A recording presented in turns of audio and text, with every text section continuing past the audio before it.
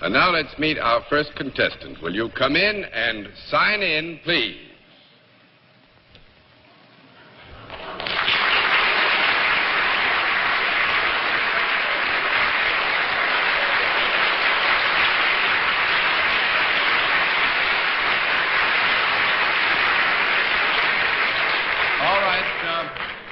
Panel, as you probably have realized, there is an area of identification here that might be in appearance, costuming, name, some area of identification which would give you too much information, so you're blindfolded.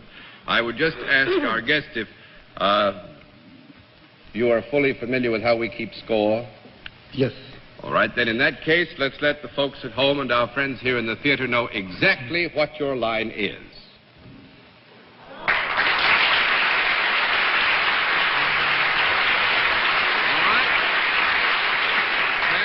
Guest, who must also be unnamed, is self-employed. With that, let's begin the general questioning with Arlene Francis. Are you associated with any of the arts? Yes. Would you ever have been seen on television? Yes. Are you a performer? Yes. Would you be considered a leading man? Yes.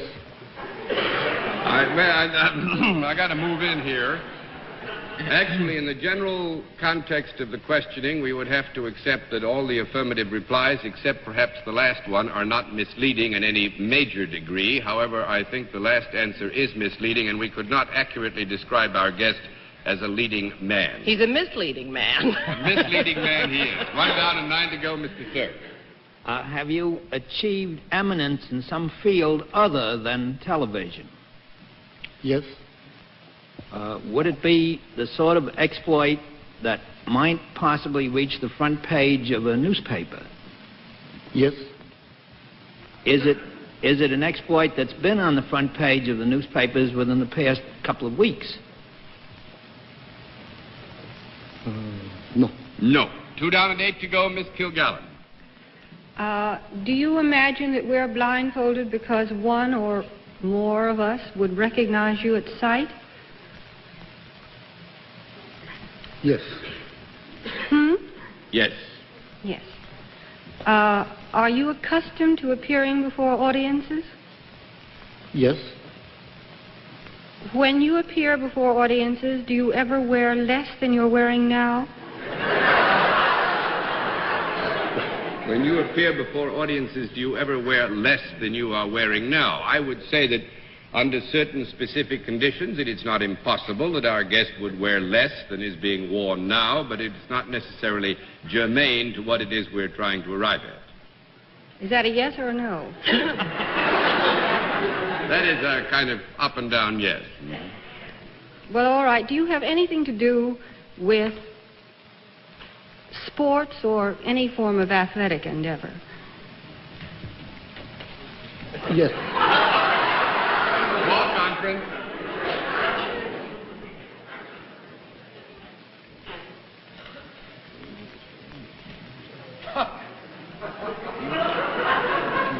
Yes, all right. Now, I think it would be too misleading to suggest that our guest had a basic affiliation with sports. This is not to say that it is not within the compass of his enjoyment to indulge in this particular endeavor. Thank you. 3 down and 7 to go, Mr. Lawford. I'm still working on the last one. Do you appear continuously on television? By that I mean once a week or once a month. Can I see you? No. No. 4 down and 6 to go, Miss Francis. Do you use anything in your hands for your job? Like a pencil or a typewriter or anything like that? Yes. Would you be considered a writer? Would you be considered a writer? Yes. Yes, There's nothing this man doesn't do. What we have to guess is an all-around man. Are you well known because of a book that has been published of yours? Miss Arlene, if I may interrupt here, I would have to agree that we must consider that our guest is a writer. We're going to agree that we must consider that our guest is a writer. We're going to consider it. You mean we're going to consider whether he is or whether he isn't? No, this is merely, actually, to try and be completely fair. The talents of our guest are not encompassed entirely in this area of work. Oh, then you can do several things. Truly, except sports. That's a fair assumption, yeah. Uh-huh. Have you had... I'm terribly lost. Have you had something published? Does our guest have something published? Yes. Yes. Mm-hmm.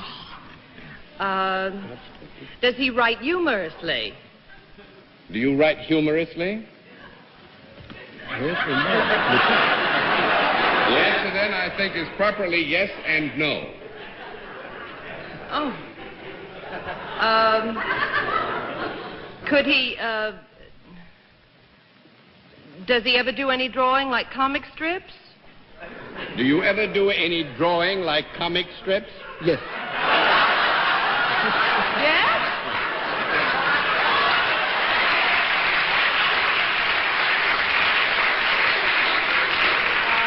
Our guest says yes, he does drawings like comic strips. Is there something quite unusual about our guest? I beg your pardon, Arlene? I missed that last one. I just ask if there is something unusual because everything that he does, the audience laughs about. No, there's nothing unusual, actually. This sort of thing goes on all the time. I'm going to pass to Bennett. Mr. Cerf? You are a human being. Very much so, Bennett. Very much so. And there is no animal or dummy out there with you.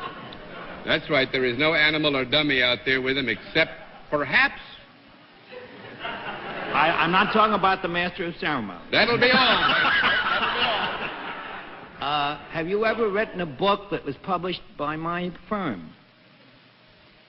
Did Random House ever publish a book for you? Yes.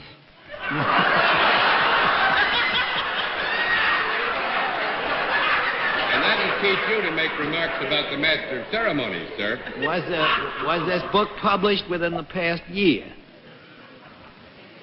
No. No. That's 5 down and 5 to go, Miss Gilgallen. Is it possible that we have not yet struck upon the major thing that our guest is famous for? That is very possible. He is still maintaining that he's a performer. Well, yes, in the degree that he was asked if he had anything to do with the arts and then was asked if he was a performer in that large context, we would have to accept that he was indeed a performer. Well, Do you want a conference? yes, I'd love a conference, Arlene. Was there a call for a maybe conference? Have a conference, John? You may have 15 seconds for a conference, and I'm going to give you 1 minute more to get it. Ask if he could use his mustache to paint. Have you a mustache that is rather well known? In fact, could you be almost caricatured just by that? Yes. Oh, well, thank you, Arlene. Are you Salvador Dalí? Salvador Dalí is right.